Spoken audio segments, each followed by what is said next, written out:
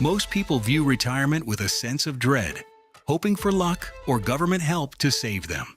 But as an architect, you know that hope is not a strategy, design is. Today, we are leaving the hype behind to uncover 3 timeless pillars from Proverbs and Timothy that will anchor your financial future. We aren't just building a bank account, we are building a legacy of responsibility. It's time to stop worrying and start constructing. Let's begin. The blueprint begins with a sharp observation from Proverbs 6:6-8. Go to the ant, you sluggard. Consider its ways and be wise. It has no commander, no overseer or ruler, yet it stores its provisions in summer and gathers its food at harvest. The ant teaches us the most fundamental law of the architect, seasonality. The ant understands that summer, your high-earning years, your physical health, and market bull runs, is not a permanent state.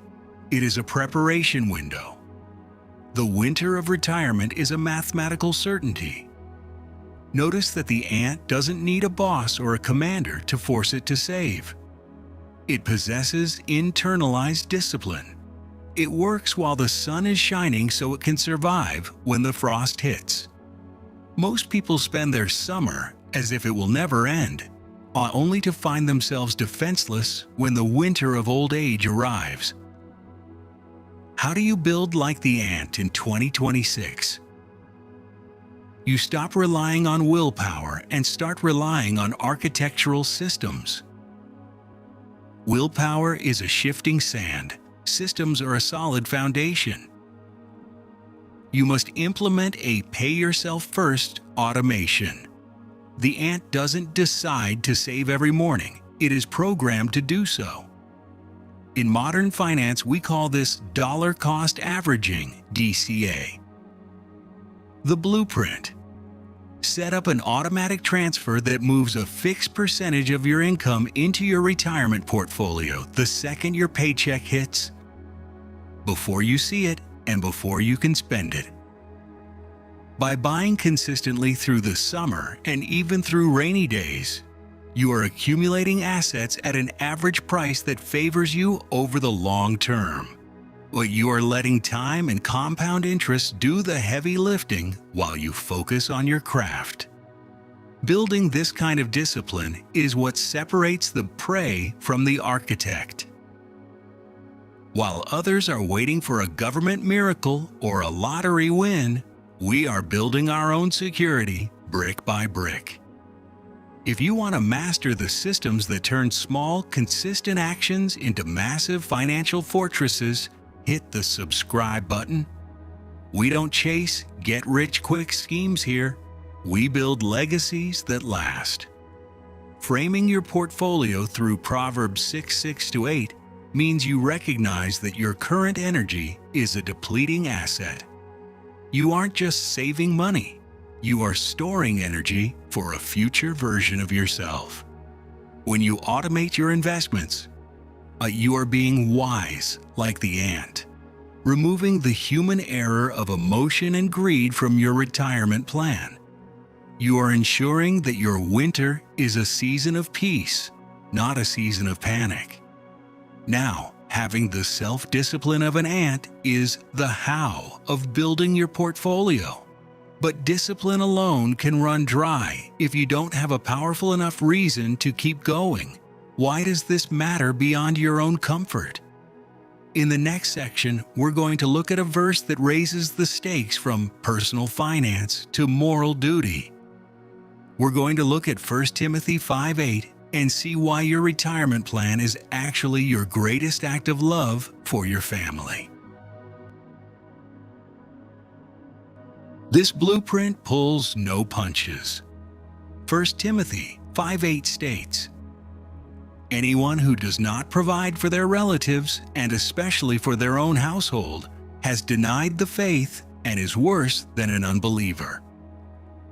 In modern investment circles, retirement is often marketed as a permanent vacation, a time for self-indulgence and checking off bucket lists. But the architect sees it differently. According to this verse, financial preparation is a moral mandate. Failing to plan for your retirement isn't just a math error, it is a failure of character. Why? Because if you don't build your own fortress now, you are essentially planning to become a financial burden to your children or society later.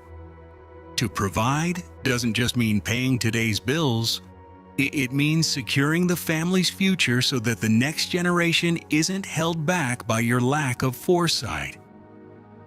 How does this change your portfolio? It shifts your focus from speculation to stewardship. When you realize that your family's stability depends on your choices, you stop gambling and start investing. You must shift your objective from capital gains to reliable cash flow. The blueprint. As you approach the later stages of your career, your portfolio should transition into income-producing assets. Think dividend-paying stocks, REITs, real estate investment trusts, or high-quality rental properties. Your mission is to create a private pension, a stream of income that covers your base living expenses regardless of market volatility. By doing this, you ensure that you remain a provider even when you are no longer in the workforce. You are building a floor that your children can stand on rather than a ceiling they have to break through. This level of responsibility is rare in a me-first world. Most people are chasing the next 100 times moonshot, but the architect is chasing a legacy of stability.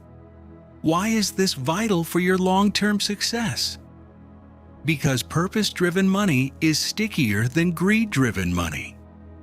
When you view your retirement fund as a family protection fund, you are less likely to make emotional, panic-driven mistakes during a market crash. Framing your portfolio through 1 Timothy 5:8 gives you conviction capital. You aren't just saving for a rainy day, you are fulfilling a sacred duty. You are ensuring that your legacy is one of abundance and support, not one of debt and dependency.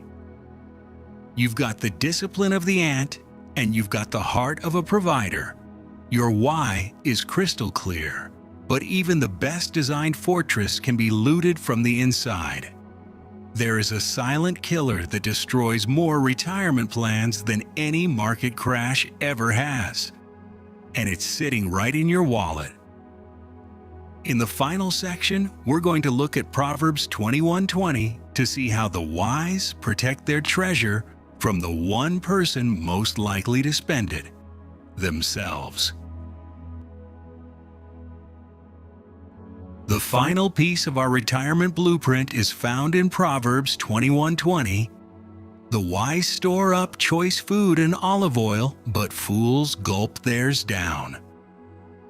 This is the ultimate warning against the silent killer of wealth, lifestyle creep. In the ancient world, choice food and olive oil weren't just groceries. They were high-value assets, liquid wealth that provided security and trade power. The wise architect understands that wealth is not measured by what you spend, but by what you keep. The fool, on the other hand, is the person who gets a raise and immediately gulps it down by upgrading their car, their house, and their designer wardrobe. They consume the very seeds that were meant to grow their future forest. How do you protect your oil and choice food from your own impulses? You build a wealth gap shield. The wealth gap is the distance between your income and your expenses. Most people keep this gap as narrow as possible. The architect makes it as wide as possible. Implement the 50-50 growth rule. The blueprint. Every time you receive a salary increase, a bonus, or a business windfall, do not change your lifestyle immediately. Instead, take 50% of that new money and automate it directly into your retirement portfolio. You can use the other 50% to improve your current life. This ensures that as you become more successful, your storehouse grows faster than your consumption. By intentionally living below your means, you create a buffer that market volatility cannot touch. You are choosing choice food tomorrow over fast food today. Mastering your impulses is the hardest part of the architect's journey. The world is designed to make you gulp your wealth through endless ads and social pressure. But here, we value the peace of a full storehouse over the flash of a temporary purchase. If you're ready to stop being a consumer and start being a true steward of your resources, hit the subscribe button. We're building a community that values long-term freedom over short-term flexes. Why is this the anchor of your entire strategy? Because you cannot outinvest a bad spending habit. You could have a 20% annual return, but if your lifestyle expenses grow by 25%, you are still losing the game. Framing your spending through Proverbs 21:20 changes your identity. You are no longer a consumer looking for the next dopamine hit. You are a storekeeper protecting the choice oil for your family's future. And this discipline is the ultimate insurance policy. It ensures that when you do retire, you aren't just surviving, you're thriving because you have a storehouse that is built to last.